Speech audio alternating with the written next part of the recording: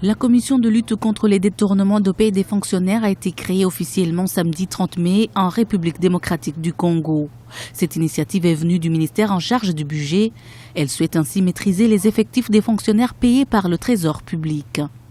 En effet, grâce à la bancarisation mise en place pour tous les fonctionnaires, le gouvernement a constaté un détournement mensuel de plus de 170 millions de francs congolais, soit environ 185 000 $ américains.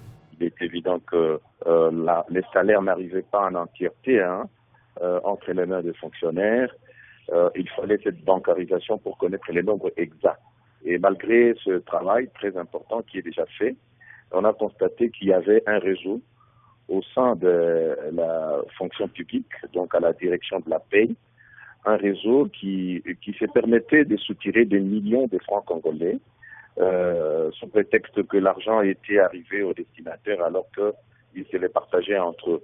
Ce détournement de paie des fonctionnaires est accentué dans le secteur de la santé, mais pas seulement.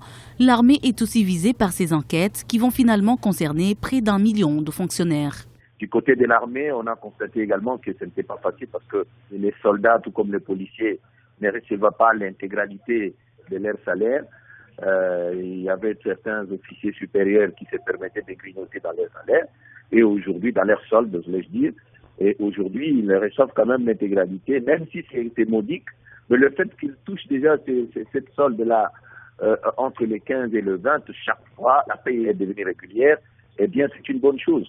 Et comme le cadre macroéconomique est stable, le pouvoir d'achat est aussi un peu stable. 3 500 fonctionnaires fictifs auraient été décelés grâce à la mise en place de la bancarisation et l'État a pu économiser près de 5 millions de $ américains.